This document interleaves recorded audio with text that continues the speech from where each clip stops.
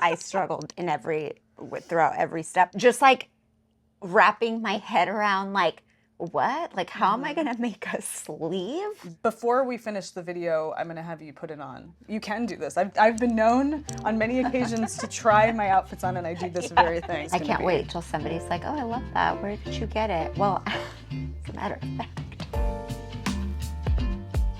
Hi, my name is Taylor, and welcome to the couch.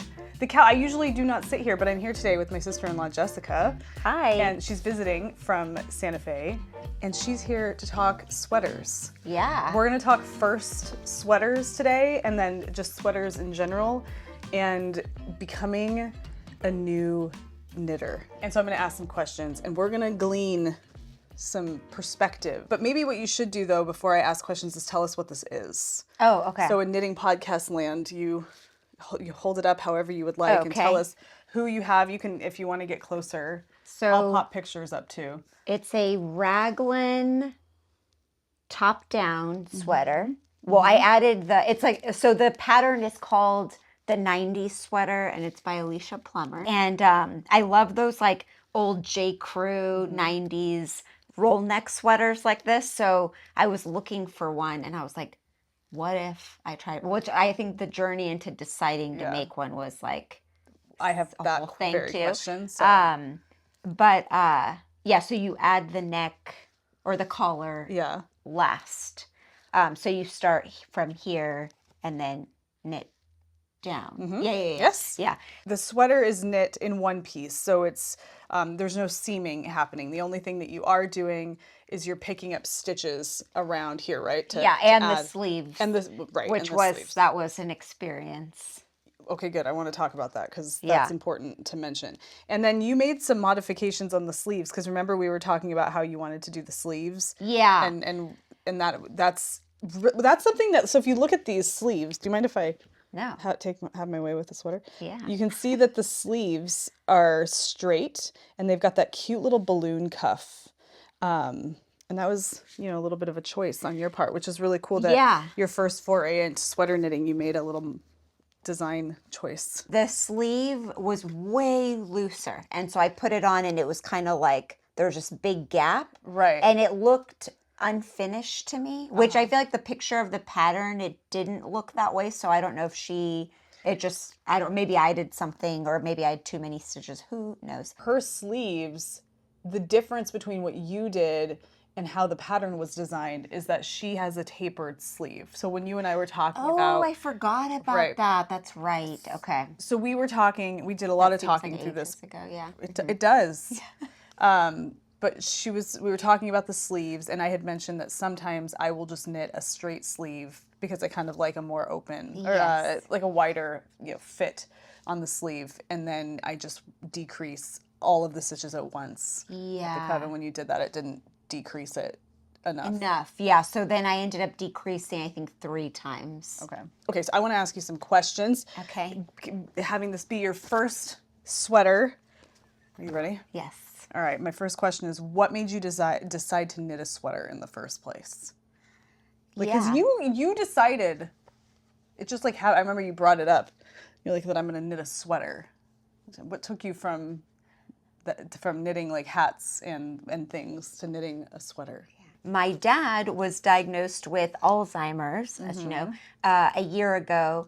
And so I've been thinking about learning new things and just what do you do to keep your mind fresh and your brain learning things.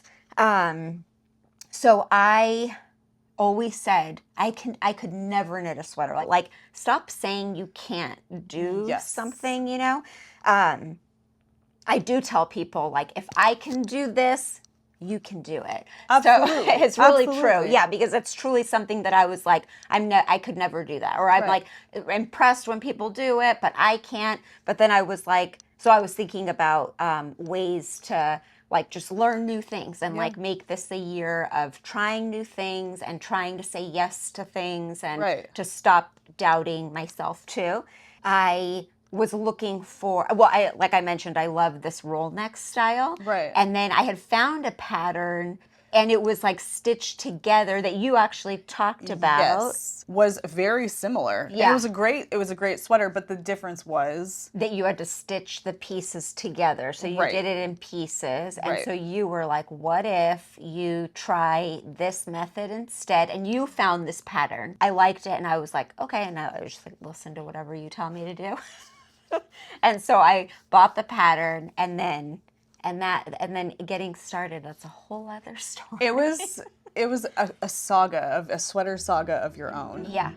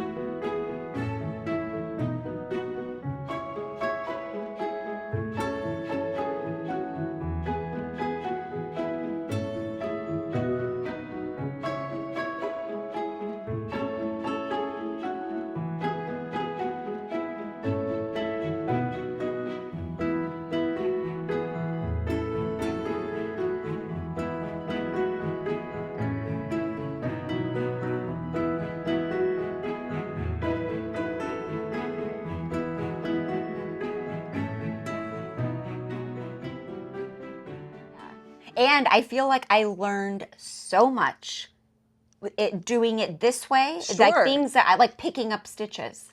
I would not have learned how to do that. Right. And the first time I had to do it with the first sleeve, I was like, I had no idea what, and I would watch YouTube videos and I would slow it down to like 0.3 or something because I was like, what hole did they go through? What hole? So you're shaping it all in one piece, which I think is a really remarkable thing to be able to shape something and sculpt it into a sweater that fits around your body parts. Oh yeah. And so you do learn a ton from that. And you've like, just so you know, because when did you start this? In January, like end of January or mid-January. And that's amazing. So like pre-January, you were of the opinion that you don't knit sweaters. Like I can't knit a sweater. Like other people knit sweaters. I don't knit sweaters. And then here you are with this beautiful sweater by Alicia Plummer, like design-wise, and it's gorgeous. And you've done all manner, like just like your stitch definition is fantastic. What we're gonna do is I want to film some close-up. That one little thing. You don't have to talk about those things. Those are not for anybody else besides you and whoever, you and your conscience. Everything is so beautifully done. I tried to tell Taylor to go through and find every imperfection and then tell me what I could have done better, but she said no. I'm not going to do that. You didn't make this because you wanted something from like a machine. Right? No, yeah, right. And so all those little like, oh. No, it's just because of where you wove it in. Oh, it's just... It's like when you like pick at things, you know, when it's like, what do we have here to play with? Those are all signs that your brain was learning. Yes, that's true. And it's a big deal. So you should be really proud. I am. I do actually. I feel so proud of myself. I truly do. Before we finish the video, I'm going to have you put it on. Oh, okay. And you can just sit. You don't have to like. You can do this. I've been known on many occasions to try my outfits on, and I do this very thing. So that could be something. Okay.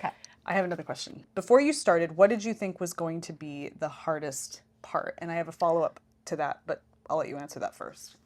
Oh, what did I think was going to be the hardest part? I honestly, all of it. Like obviously like knitting in the round, like whatever, but not like whatever. I mean, not like I struggled throughout every step. Just like wrapping my head around like, what? Like, how am I going to make a sleeve? Yes. You know? Like, how am I...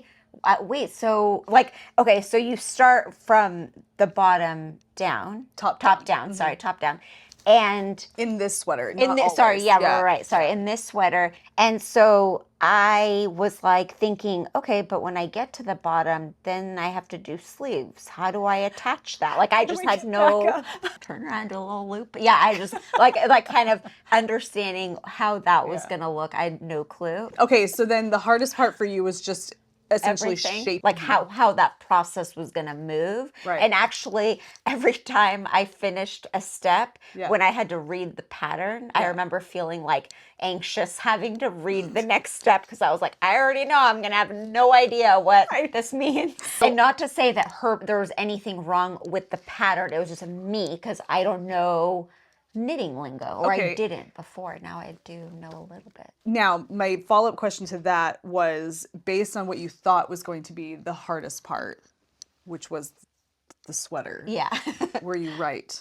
Was it as difficult as you were expecting it to be? In the end, no. But the beginning, like making the yoke, was so hard for me. Yes. Like I cried multiple times. Yes. How many times do you know how many times you had to rip it back? Oh, I don't. Like maybe 6 times at least, maybe more. I felt so honored to kind of be there when you were going through that. We would FaceTime. We even got to the point where I ordered her one of these things that you mount your phone on so that you can like film what you're doing in your hand so that she could show me.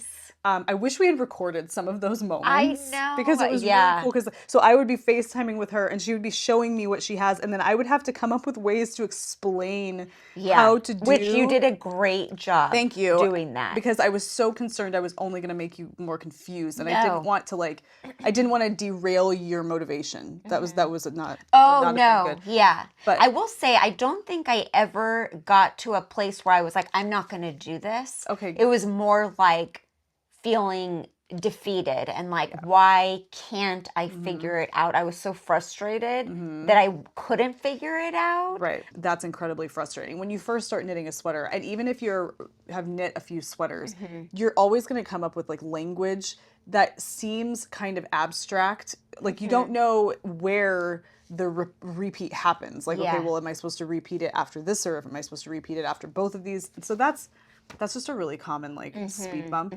But I remember you dealing with that, and that was all happening in the yoke of the sweater. Yeah. So I had to rip that out so many times, and I was like, why is this not clicking? Yes. It was And you were doing so the way that you were doing it, if you're familiar with knitting sweaters top down, you would have short rows that would be shaping the back neck of the sweater. You were doing something that I've called in the past a staggered start. So that means that you have a crescent of fabric that you're knitting back and forth, and then you connect it in the front, and then you start knitting like that. And I showed you that Karen Templer blog, how to knit a top down sweater, and she kind of goes through that whole process as well. That's tricky. It's tricky to do that. Yes, it was incredibly tricky. And then the Nerdy Knitter podcast. Yes. She has a full video. It's over an hour long on knitting a top-down sweater. Does she knit an entire... She knits it live. No, I'm kidding. No, she doesn't. She doesn't finished a whole sweater in 1 hour. 1 hour. It's a different pattern, obviously, but just visualizing, like the picking up stitches. When I came to that, I was like, I don't know how to do that. I've never even heard anyone say pick up stitches. Even just seeing what that even meant. Pick up stitches. Why can't you just say you're going to attach? All right, right now you're going to attach stitches to the fabric you already have. And to do that, it's going to be a little bit complicated. And you're going to probably get real frustrated. Yes, I'm going to show you in very slow motion. I complained a lot to you about videos that move so fast, and even videos that say they're for a beginner. And I'm like, I'm sorry, this is like coming from someone who knows literally nothing about what the terms even mean, but they're just using the terms, and then they're like, okay, let me show you. What? And I have to slow it down to like more, like less than like half. Yeah, exactly. And then watch it a million times over. And I think it's like my brain too. Like whatever makes someone like have like a more mathematical brain, I'm not that person. I think just wrapping my head around things like this, I don't know. I struggle anyway. Yeah.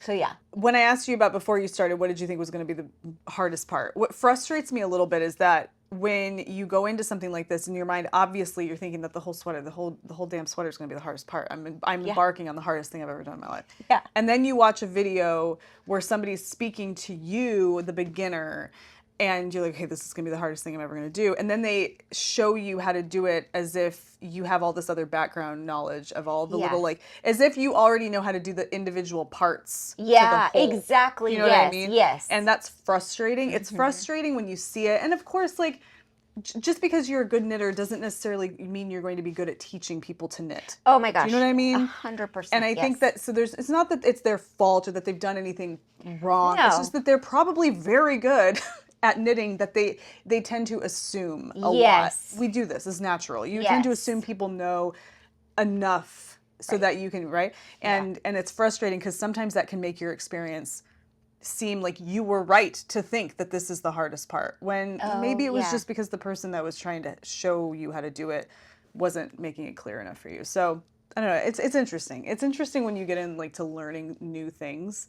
Yeah. And you go to people for assistance. They can really make or break or adjust, modify that experience for you based on how. Oh, absolutely. Yeah. So yeah. Also, like this is a lacy bind off, and I couldn't actually find a video just searching, but the pattern links to a video. Okay. And in that video, the woman who shows how to do it doesn't show how she finishes it. So she's like does it, and then it's like, okay, and that's the lacy bind off.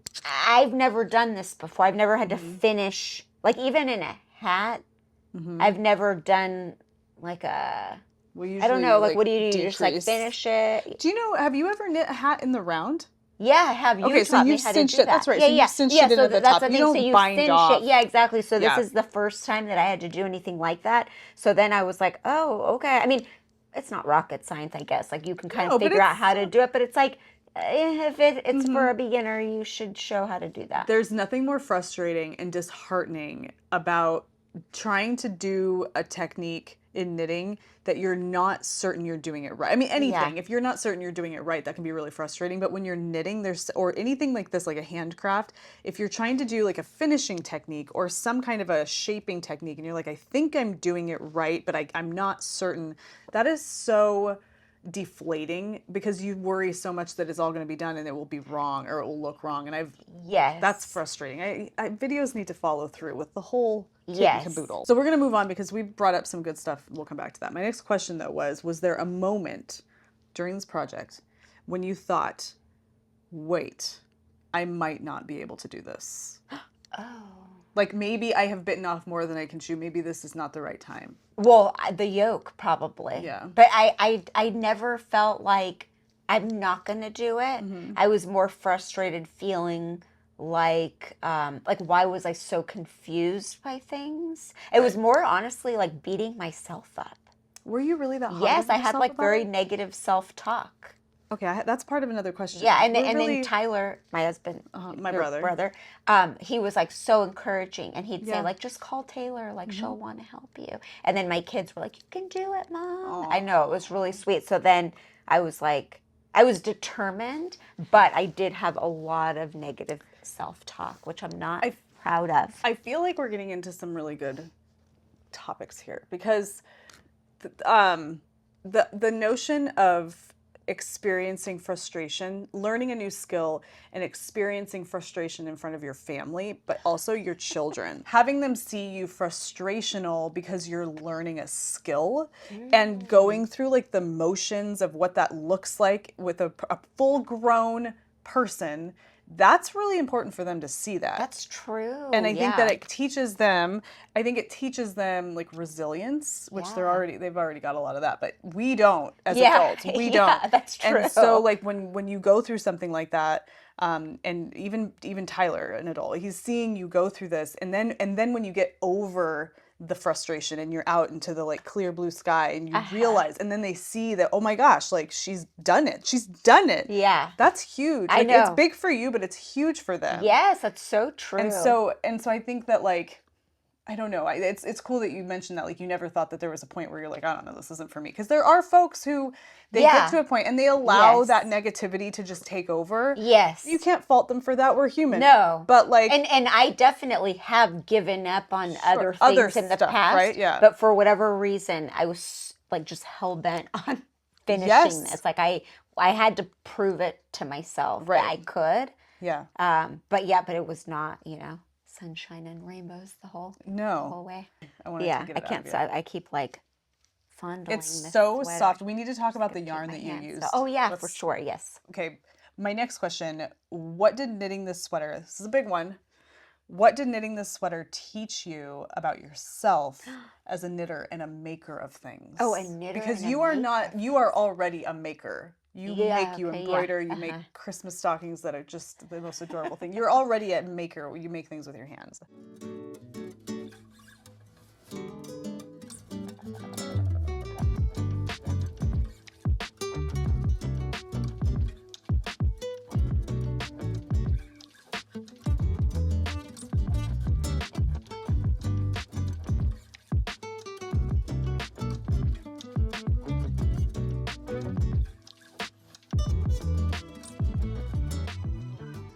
One thing that I think about is I would say, oh no, I'm not a knitter. I've just made a couple hats or something. And even with the sweater, I was like, oh no, I'm not a knitter. I'm just like, I'm going to do this. Or, I guess that doesn't make sense. I'm a knitter, I guess, because I'm knitting something. But like, I would never pretend to be someone who can teach anyone anything. But in my knitting group, this woman, I think it was the day that I took the sweater to show everyone. She was like, "Oh, maybe like one of these days you can help me on this like sweater or something." And I was like, "Girl, I am not the person to help anyone with that." But then part of me is like, "Wait, maybe." I mean, hopefully the pattern's not more complicated than this, but maybe I do have something that I could show someone, Yes. But like, so I think shifting the mindset from feeling like, oh no, I don't do that, or I can't do that, to thinking, no, I can. And I truly learned so much that I think that I can apply to future projects. Yeah. I learned so much about like steps that you take, like why are you doing that thing.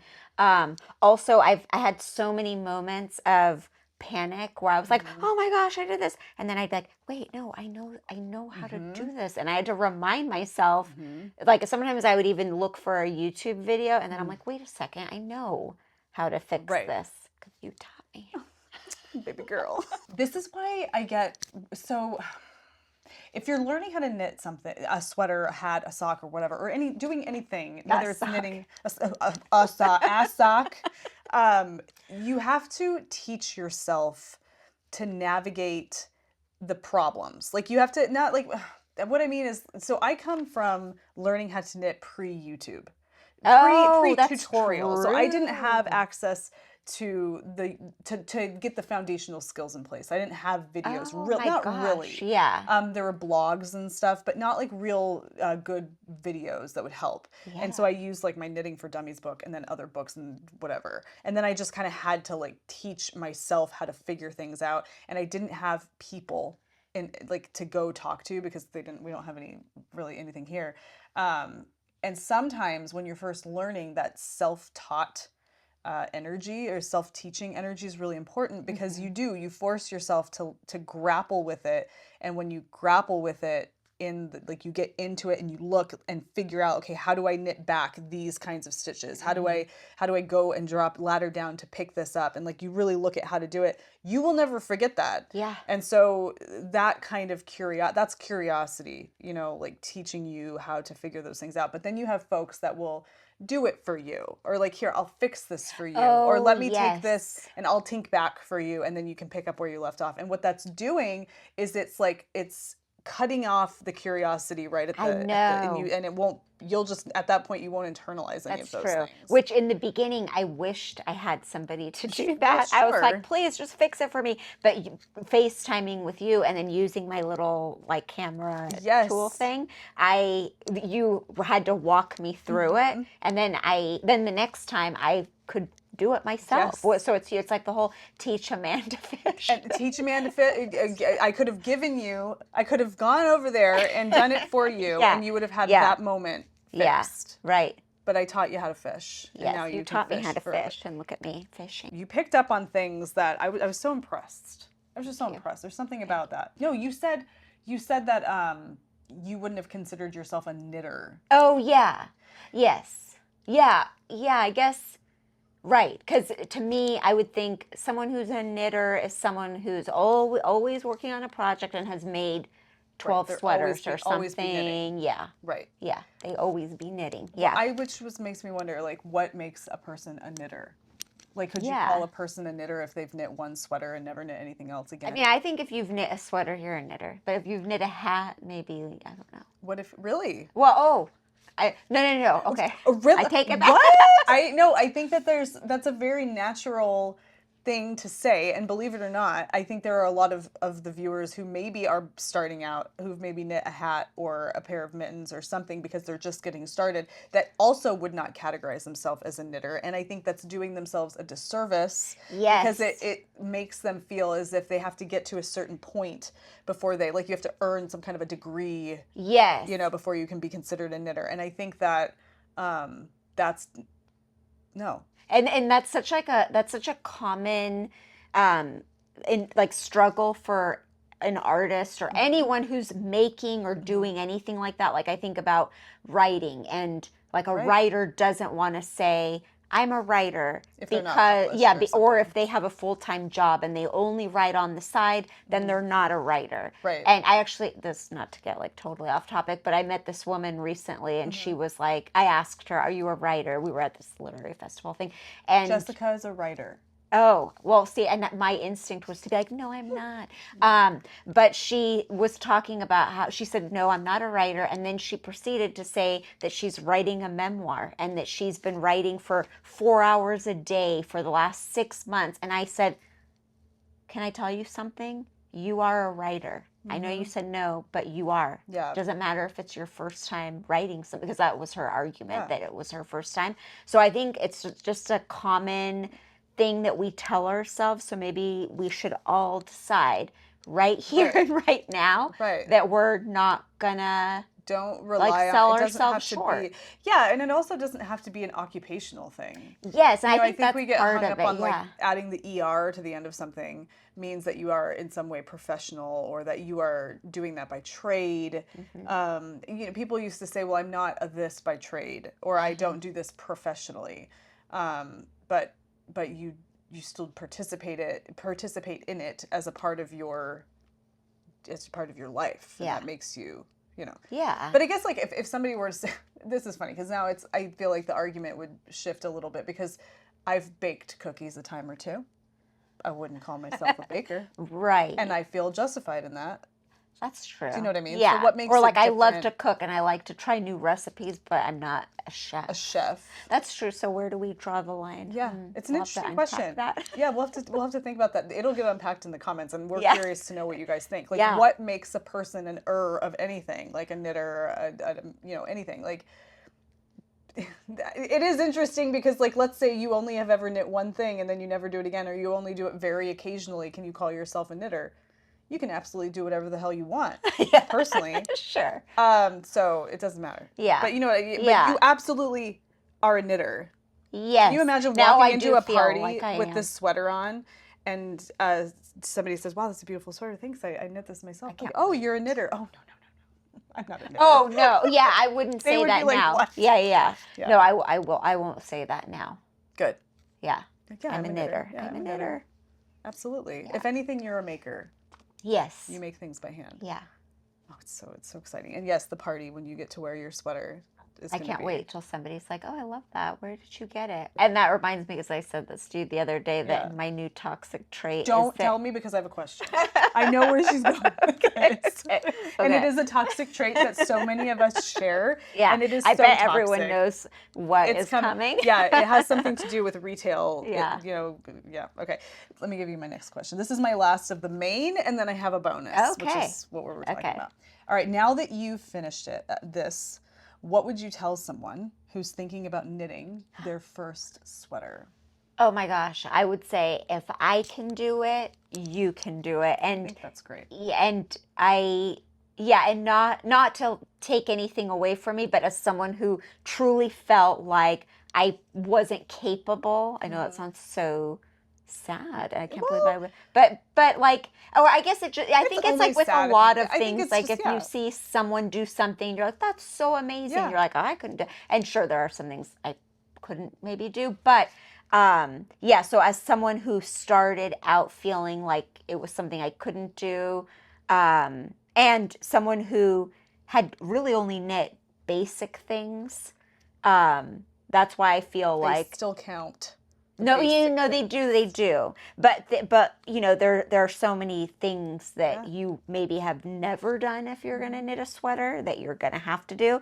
But yeah, I would tell them you can do it. You have to do it. Do it. Just yeah. Okay, so this is the final question, and this is going to tap into what you were getting.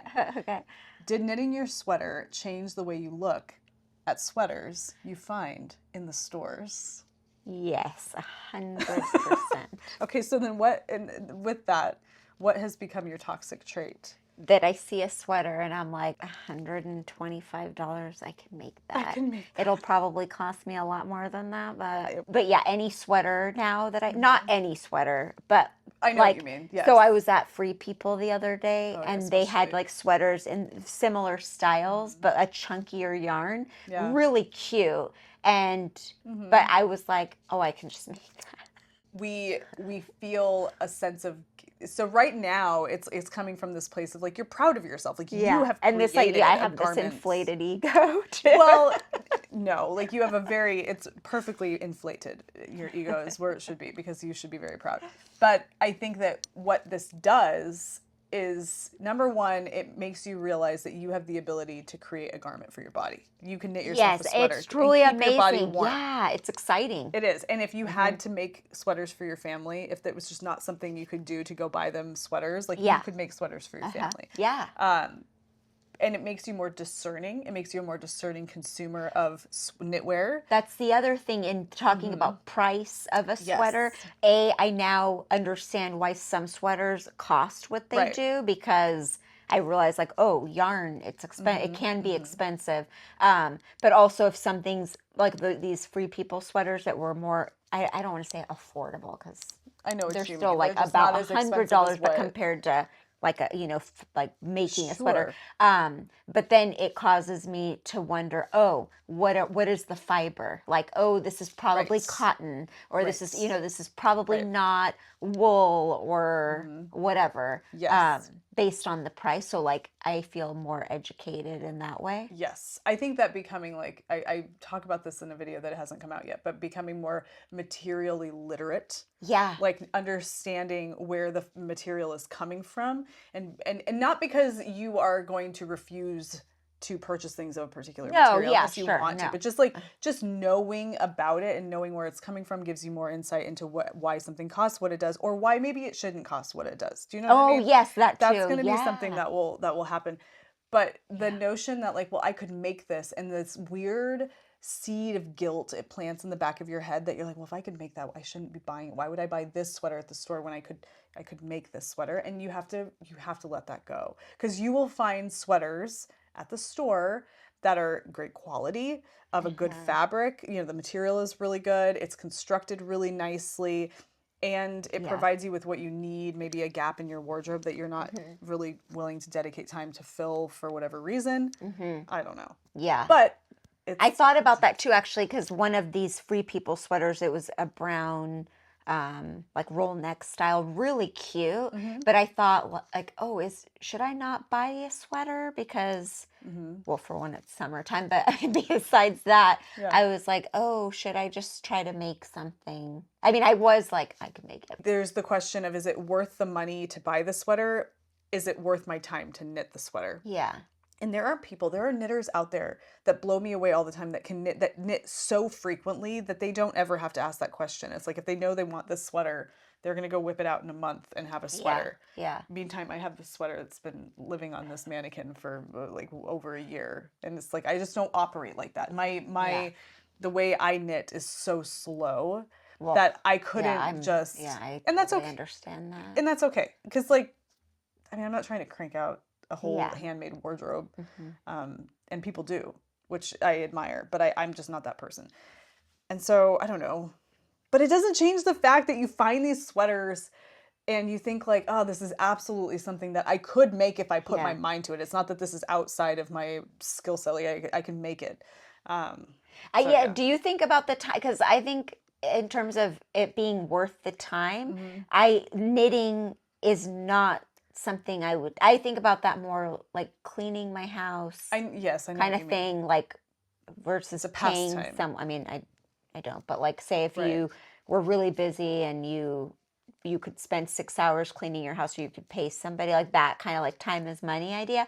But with knitting, I don't really think about it that way, just because. So you think of it as more of the process. It's like the pastime. So it's, I'm doing something for me, and it's when it's not completely stressful, it can be somewhat therapeutic. Which means you don't put like a time frame on how long it's going to take you to knit something. No. You didn't knit, well, I mean, you did for this because you absolutely wanted to have the finished piece to like show that you could do this thing. Yeah. But if you I did want it though for like cold weather, which that ship sailed, and then here we are in summer. And it's finally done. And you're gonna be so excited when it gets cold. But what I mean is that you are looking forward to embracing knitting as a process hobby. Yes. Okay. Yeah. So there's like folks out there who will tell you like I'm a product knitter. I knit because I want what I'm knitting, and so I will knit it to get it off the needle so I can have it. And then you have people who are like, no, I knit because it's my piece. It's my mental. It keeps me mentally healthy, or it helps manage my stress. And then you have people that fall someplace in the middle. Okay. And I think for me, I tend to fall someplace in the middle. But I just also know that it takes me a long time to get things done. Anybody here would tell you that. And so it's like if I go to a store and I see a really fantastic sweater that fills some kind of gap in my wardrobe for the season that I'm going into, it would be hard for me to say, well, I'll just go ahead and make that because maybe like next season. You want it now and not in 9 months. Well, I guess I'm somewhere in the middle though, because with this, I really wanted it. Like I wanted to wear it in the winter or spring months, and that didn't happen. But you are done now, and it is fully ready for you when fall comes around. Yeah. Which is that's huge. true. Yeah. Yes. This one, I feel the same about this. Like I really want this, and obviously I will not be wearing this anytime soon. Well, we're going to Alaska at the end of June, but even then I don't think that, I don't know. But I really want this, and so I've gotten like renewed motivation to get this finished because it was sitting around for a little while. Because I bumblebee to different. Is it because that things. ribbing took you so long? Well, we'll talk about that. That's just the most adorable thing. So I don't know. I tend to be I tend to knit so slow that I can't be a product knitter unless we're talking about like hats. But you like having multiple projects going on too. Yeah, I don't. Yes. I don't love having multiple knitting projects. It tends to overwhelm me. I don't think I could start something without finishing something first. Mark those words. I hope that you keep it that way because that's very. I mean, I don't know. You can do what you want, but I think sometimes having multiple projects going can be overwhelming, and I've experienced that. So I usually have to cull my works in progress, as we call them, my whips. I mean, I guess it would be smart if you're making something like a sweater and it's like bulky to travel around with. Whereas if you had this and you're only working with it at home, but when you go out to do stuff, you just have a sock. Yeah, like this is not the most portable or even the most enjoyable to knit when it's warm. Yes. It sits. Right. I don't know. Yeah. I got so many projects going on. So I guess my best recommendation would be to just try to stick with fewer, I guess. Okay, I want you to tell us what yarn this is. Okay, so it's Malabrigo merino wool, and I bought it online from Michigan Fine Yarns. It's called Bijou Blue. Okay. Do you know that like this? Maybe it's not dumb, but like that like French blue that like you know what I mean? Yeah, it's like we see it in like nautical stripes in French, like not like a navy. No. Well, it's like this. Yeah. Yeah. Yeah. It's a touch It's not quite cerulean. It's like a touch. Yeah, it's not cerulean. It's a touch yeah. warmer than cerulean. Yeah. Or like even like thinking about homes where like a door might be painted in that blue, or a trim, or I don't know. Right. So I really wanted something like that. Yeah. And this is the closest I came. It's incredibly soft. It's a single ply yarn. And one thing that single ply yarn is incredibly soft. And yeah, and it's not itchy. No. Which I think is so, like, great. I can't have, like, itchy next to my neck. Or if I do, I have to wear, like, a turtleneck. Like that sweater I gave Ty. Yeah. Yes. Yeah. And this shouldn't give you, would be called next to skin soft. Oh, okay, yeah. Oh, it's so lovely. Thank you. Do you have, like, is there anything about it? This isn't one of my questions, but now I'm just curious. Is there anything about it, not trying to, like, be negative, but when you think about it, is there anything that you wish you had done differently? Yes. Okay. So I wish I would have done a ribbing on the bottom. What a nice segue into the ribbing conversation. Yeah. Okay. So I think it looks like clean, or like more tailored, I guess. Not more tailored, is that the right word? Just like, I just like the look of it, honestly. And I didn't even entertain it because I was like, oof, that's like 3 sweaters from now or something. I thought it was going to be super complicated. And so it's so funny because I showed her, we were hanging out and she saw this and she saw the ribbing down at the bottom there that you see. And what did you say? You like, so I was like, I was like, gosh, I just love this. How do you do this? And it was just really sweet because this is why when you're teaching people how to knit, sometimes you forget that this looks a certain way to you and it looks a certain way to me. So when I look at this, I know how to do this. You look at this and you don't. And so you think to yourself like, oh my gosh, this is a whole nother level. And so I kind of explained like what it is, and then you were like, wait, what? Yeah, I was like, I'm sorry, huh? Yeah, it's just knit, purl, knit, purl, knit, purl. Yeah, and I thought, I wish I would have had this conversation a month ago because, well, like 2 months ago when I finished this for one of these sleeves. Right. Because I would have done that. Okay, so here's something interesting. You've bound this off, and you could unpick this out. I know. So somebody said that to me. But I'm like, or I don't. Or you could pick up the stitches and then start your ribbing. So if you were to pick up the stitches, this is just me, I'm just spitballing here, but if you were to pick up the stitches just like you did here, you keep it bound off like it is, and you pick up the stitches, somebody in the comments might be like, no, stop, wrong. Oh. Go ahead, chime in. But this is what I would do if I wanted to add ribbing to the bottom of the sweater. Okay. Right? Okay. I would just pick up these stitches that you see here in your bind off edge, boop, boop, boop, and go all the way around, and then you'll have new live stitches. And then what this bind off edge becomes is a seam on the inside. So the only difference would be is that like on mine, it's a smooth transition because I went from the all knits to knit and purl. You would have like a seam right here. Because it would be these bound off stitches like within there. Okay, so that would be there.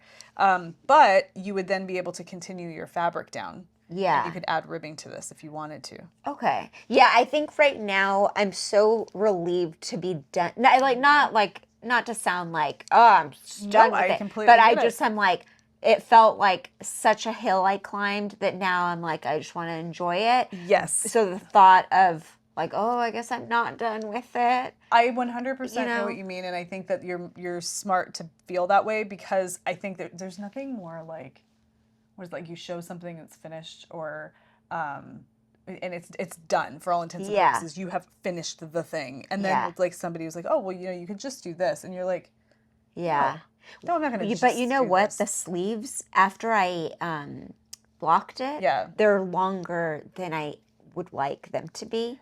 Currently there. Yeah. Oh, okay. So I have thought a little bit about, like, I don't want to, but part of me wonders if one day I'm going to be like, it's just going to bug me and then I'm going to do it. There are things okay, and I think like your first sweater has to in some way be chalked up to experience. Yes. Like it is absolutely something you can wear. We should always consider this as something that is functional. There's people out there that don't have this and they would whatever, but you know what I mean? Like, but for all intents and purposes, it is more than anything a learning experience. Yes. And so the notion, the fact that you're willing to just be like, you know what, it is what it is, and I will do my ribbing on my next project.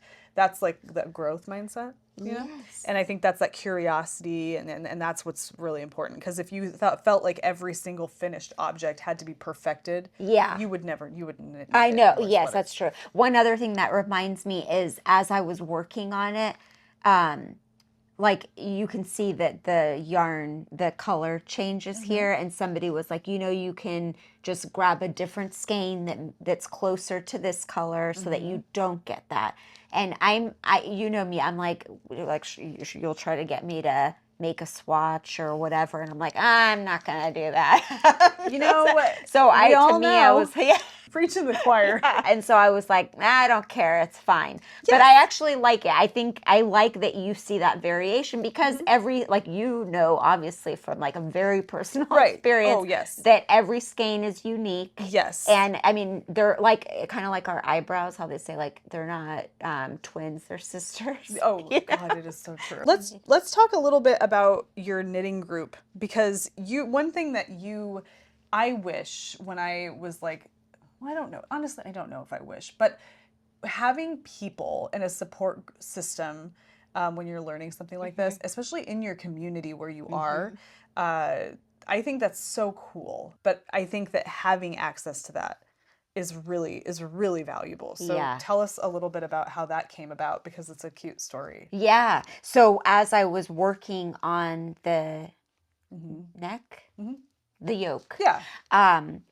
I was struggling, as I previously mentioned, and I was pulling up to my house, and my neighbor, who lives a few houses down, she's walking her dogs. So I stopped and I was talking to her. She came up to the car and we're chatting, and this was in, I don't know, February or something, so it was chilly, and she was wearing a really nice knitted hat with a pattern. Yeah. And she was like colorful pattern? Yeah, like a colorful, like something that looked like not something I could have done at the time. But now I know I could. Yeah. But anyway, she was holding cute mittens. And so we're like chatting, and then I'm like, are you a knitter by chance? Are you my fairy godmother? And she's like, oh, yes. Like, yeah, I'm a knitter. And so I pulled out my bag, and I'm like, I started the sweater. Right there in the street. Well, then listen. No, I was in my car, like stopped, and she's like up at the window. Yes, like I was like fighting back tears. I'm just kidding. No, I'm just kidding. But I pull my knitting bag, and I'm like, I'm working on this sweater, and I'm struggling. Do you think you can help me one of these days? And she says, why don't you come to our knitting group? And I was like, excuse me, huh? What? A knitting group? Yeah, so it turns out there's a knitting group in my community, but she said, come next Saturday and just bring your stuff. I think it was a Friday, actually. And so I showed up that Saturday. This is really cute. So first of all, I go, and it's a group of, like 20 people there. So it's a pretty big group. Yeah, and it fluctuates. Like some days there are 12 people, some days there are 20 people. So it's like, that's really big. I always picture them being like smaller. Like six enough people that could sit in this room with us. I mean, no, yeah, like it can get pretty big. Yeah, that's a classroom. Yes, yeah. So we meet in the community center. Right now in the summer months, we sit outside at this little like sandwich shop in the neighborhood. But anyway, so I show up, and everyone is so amazing, welcoming, so sweet. And so my neighbor says, introduce yourself and mention your sister-in-law's yarn business and podcast. Because I had told her, I was like, because I had told her, my sister-in-law has been helping me through FaceTime, but I wish I could just sit with someone and because I don't want to call you constantly either and like bug you. Well, you absolutely can. I know, and I appreciate that. So anyway, so I introduced myself and I said, my sister-in-law has this podcast called wool needles hands, and somebody says, Taylor is your sister-in-law? Yeah. Like really, that really is so like cool. I know. It was really cool. I know. I called you right really when I left. But the group has just been so amazing. And so I can't go. I every Saturday that we're around, I've been going, and ever since, Yeah, that's basically good. since then. And one person, Eileen, she has been so helpful, and she taught. So when I showed up to the group, and I had, what do you, needles, like Yeah. round? The circular needle? Yes, circular. I was like, what do you call them again? And she was like, you should be using double pointed DPNs, needles. yeah. And I was like, I don't do that, because that's like my Right. default. Like, that's yeah, not for me. that's too much right now. I Right. can't. And then I said, Taylor had recommended that I learn the magic loop. And she was like, you need to learn how to use DPNs. So she's like, come over Fair. and I'll help you. Right. And so I did.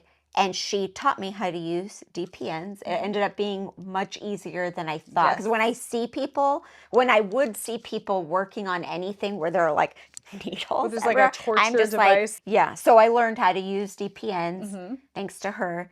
And it was way easier than I ever imagined it would be. And then, actually it's funny, because when I started the collar, I think I tried to use circular needles, and I was like, I cannot use her. I need DPNs. I need for my this. DPNs. Yeah. And so the group has just been such a blessing, and such like an amazing surprise. And also just, it's allowed me to meet people too in the neighborhood, and knowing, and it's so cool too to know there are knitters everywhere. Yes. Oh, that's the other thing. Like the world that this has opened up. Oh my God. Like my kids dance, and I like waiting for them at dance, and I'm knitting, and every time somebody comes up and they're like, oh, what are you making? Oh, blah, blah, blah, whatever, chatting. And then I'm like, oh, are you a knitter? And they're like, yeah, I made this or whatever, so you end up meeting people. Yeah, they're everywhere. And just like, yes. Well, especially where you are. So one thing that's so cool about where you are in Santa Fe is that it's such a really awesome just New Mexico in general is really rich in like textile culture and like that kind of thing. And it's, and the fiber arts when it comes to like tapestry weaving and like all of that, it's so concentrated in that area. So you're in an area where that is just, it's already really thick in that culture, which I think is so cool. I wish there was more of that here. But yeah, so you've got the location for it, which is yes, I know it feels really lucky. Which so in that respect, cool. and also going back to your knitting group, is that you also went on a field trip. Oh yeah, to an alpaca farm. Yes, which is really cool. You have pictures from that? Yes, they're gonna come up on the screen. Okay, cool. Yeah, but yeah, that's neat. Yeah, that's so cool. Yeah, it was really fun. Yeah, it's been really cool. Yeah. Just meeting people and just like such a nice, welcoming community, and I should say that the group, because we like every now and then someone says knitting group, and then somebody goes, it's not a knitting group, it's a fiber arts group, right? Because we have people who needlepoint, we have people who crochet, we have people who weave, and so like people bring their things, and so different people are working on different projects. And honestly, that tracks with your area. Yeah. Because by making it a group of just knitters, you're leaving out such a huge chunk of that fiber arts community where you are. Yeah. And not to say that you can't have just a knitting group, but if you have all of these other fiber artists that can be in the same room making things out of fiber with their hands, isn't that like it's amazing to think like it's so cool. That.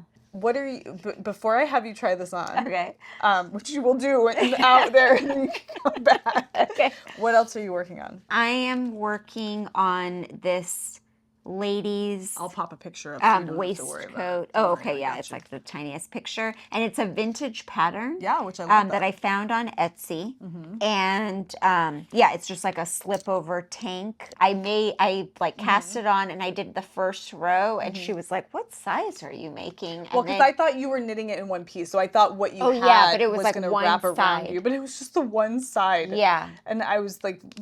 And I was like, I don't think this isn't your gonna work size for you. So you're doing the slip over. Yes, so I'm doing this slip over top, and I think it'll have like holes in it. Does that make sense? Yeah, like it'll be like eyelets.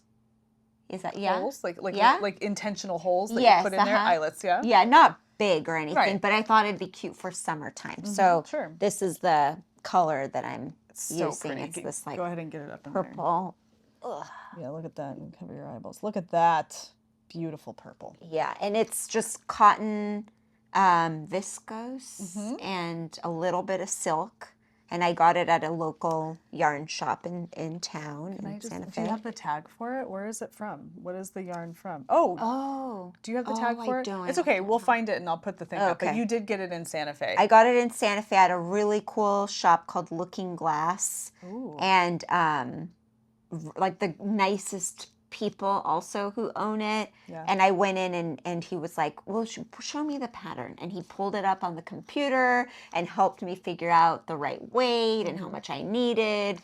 When you were there shopping, did you feel comfortable in there? Like when you came in and like, did you feel like you could kind of shop and feel comfortable? Yes, that's a really great question, because I feel like in the past going into shops like that, I kind of felt like it's a very common feeling. Okay, yeah. Not like I don't belong here, but just kind of like, I don't know. It's a self-imposed feeling of not belonging somewhere. It's not necessarily that anybody's making you feel that way. Right. We go into these places with this like weird, like I'm very new to this. I'm not of this, like, but there have been situations where people go to yarn shops and feel as if it felt very, they felt kind of like maybe they weren't as like comfortable for whatever reason. I only ask because I think just like a knitting pattern, reviewing a knitting pattern, reviewing the first experience upon walking into a yarn shop. Like, what was the vibe? Yeah. That's important. Yes. We have two in town that I know of, and the other one is also really cute and very nice.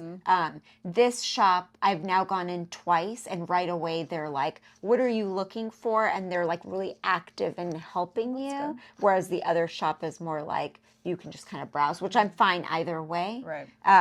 But no, yeah, I didn't feel intimidated, and he was so nice, and then we got to talking about like just stuff that he had worked on, and I told him like I just knit my first sweater, and he was like, that's amazing, you know, like it was really cute. Yeah. Okay, do you want to try the sweater on? Yeah. Okay, I'll let you just go ahead and go into in wherever you want to be. It's good. Now Jessica's gonna come in. Here she comes with her 90s pullover. Look at this gorgeous sweater. Turn her and do a little turn if you don't mind. Yes. Okay, put your hands down. Let's see about the length. I think it's great. You think so? Yes. I guess Well, I mean, I think it's great, but it's whatever you were thinking it was going to be. When I look at it, it looks fine to me. But there's nothing about that if I like that I would say is too long. Yeah. Okay. Like it's very intentional looking. Yeah. In fact, I think the longer sleeves with a more cropped body is nice. Oh. It makes up for the crop because so then it doesn't look small, like I'm wearing like you're wearing child's sweater. Exactly. Yes. You made this garment. It. I know, I made it. And it looks so pretty on your skin. Oh, thank you. Oh my gosh. I think it's fantastic. I really do. And I think that the sleeves, I don't know, I think they're just so pretty. Thank you. Everything about it. Yeah, I definitely like the balloon type shape. Yeah. So I'm glad that you recommended that. I'm glad that you do like it, because when I made that recommendation, I felt like, oh, maybe I shouldn't have done that. Maybe I should have just had you do it. Yeah. But it does look really good. And how does the neck feel? The neck feels pretty good, I think. Yeah. It's so when you wear this, it will be cold, and that will be a much more welcome. Right now, it's like kind of warm in here, so obviously anything like up on your neck is gonna feel. Yeah, but it's really not itchy. Like I'm sure if I sat here for like another 20 minutes, maybe I might get warm. But yeah, but it feels pretty good. It looks fantastic. You did such a great job. Well, I'm so happy that you did. I know, me too. Thank you. You are a knitter. I am a knitter, and you are a knitter. And you are a knitter. But that is kind of an interesting question. I feel like we should answer in the comments. Yeah. Like, what makes a knitter? Yeah. Feel free to be honest And because, you know, all of our opinions, like there might be people out there who feel like you gotta, you know, it's something you have to do regularly, habitually. Yeah. To yeah. do something habitually, maybe that's the thing that makes you I think I agree person. with that. That makes sense to me. Like if I were habitually baking, Yes. then I could consider myself a baker, right? Yes. Yeah. And yeah, so okay, it's interesting. It's an interesting question. Yeah, I like that. Yeah. All right. Well, that's it for us today. We have to go figure out where our children are. As far as we know, they're out in the streets. Yeah, and wandering. I need to take the sweater off. I I'm imagine getting you hot. do. Yeah. Okay, guys, we will have an after show for this episode. You can find it over on Patreon. It's a great way to support the channel so that I can provide free content here on the channel. Thank you guys so much for hanging out with us, and I will catch you in the next one, and we'll see you on the Patreon. Yeah, thank you. Bye.